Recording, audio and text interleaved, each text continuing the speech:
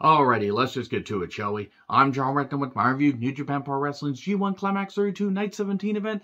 A blocka, B blocka, C blocka, she wants the D. Boy, does she ever. Blocka action. Let me know your thoughts on this show in the comments, please. And we only have 3 more events to go. Full-on block matches on Tuesday, and then play-in matches and semifinal matches on Wednesday. A whole bunch of tiebreaker scenarios and a whole bunch of stuff. You need a goddamn flowchart to keep track of some of this.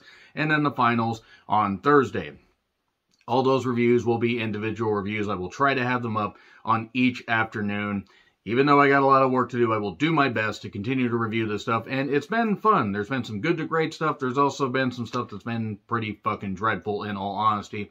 But you're going to get that with a tournament this long, this deep, and also with some people that are basically filler, and I still barely know her. Nevertheless, Kevin Kelly flew solo on commentary for the first half, and then Jonah joined for the second half.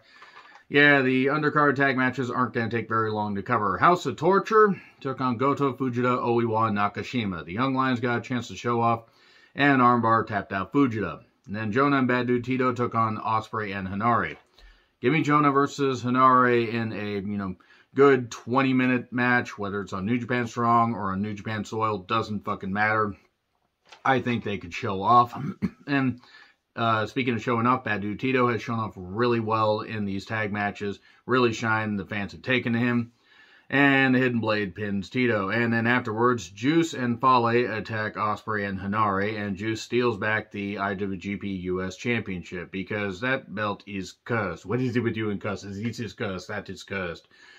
Check out my retro review of The Mummy Returns if you want to hear my thoughts on that movie.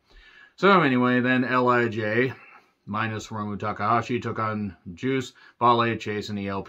So basically, Juice, Fale, Chase, and ELP just came out for the match. They just bled right into this. And the usual Bullet Club antics. It wasn't bad. Shingo versus ELP will certainly be interesting. And then the knee of Chase pins Bushi. And there you go. That's your lot. Okada, Ishii, and Yano took on Archer, Zack Sabre Jr., and Taka.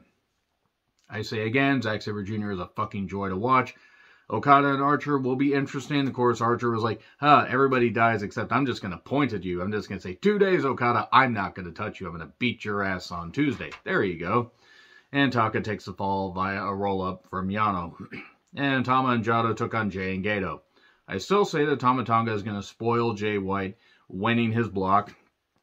If he doesn't, I'll be surprised. I'm not going to make a bet because who knows? I can't, trying to bet on Wrestling 1 is fucking stupid. It's a predetermined athletic line of sports and entertainment. But never the fucking less, you shouldn't really bet on that stuff because it's a good way to lose your money.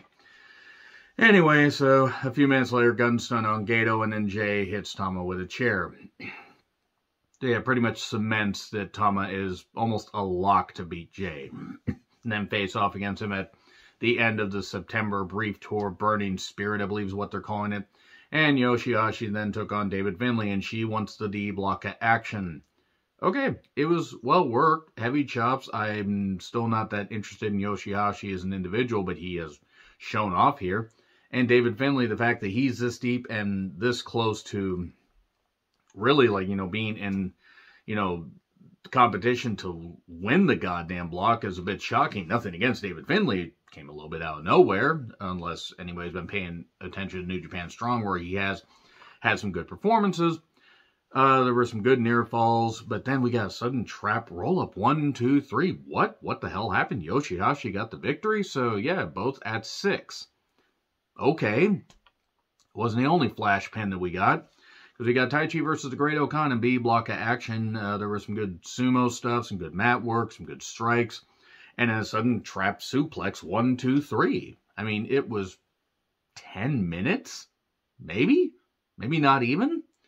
Both were at 4 points. They were out of the running in B blocka, but it is what it is. And then Filthy Tom Lawler took on Jeff Cobb in A blocka action. So, skill versus power. And I know that sounds like I'm knocking Jeff Cobb. I'm not. It's just because Cobb's actually pretty good as well as far as, technical skill, but Lawler, clearly with the MMA background, had that edge, and he kept chopping down Cobb.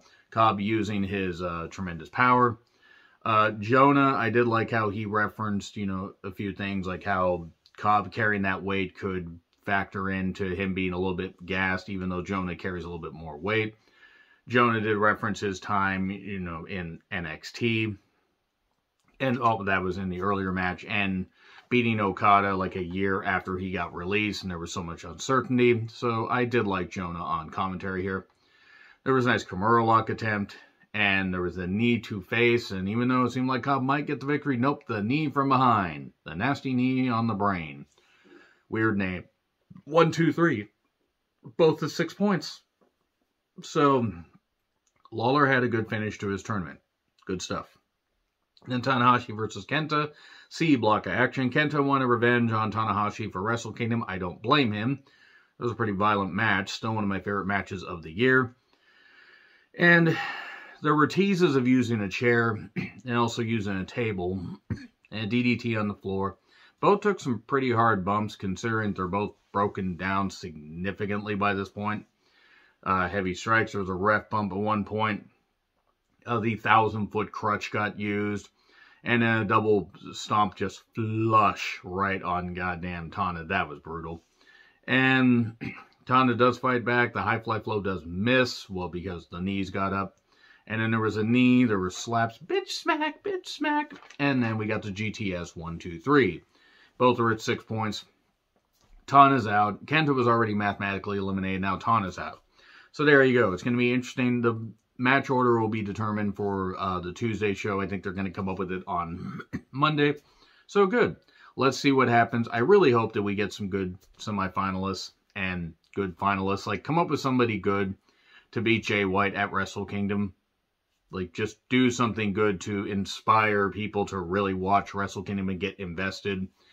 It'll be interesting to see what they do in the fall tours. I don't know how much New Japan I'm going to be reviewing. I'll figure that out as, we go forward. But if I review a lot less or pretty much no New Japan after the G1 finals until Wrestle Kingdom, don't be surprised.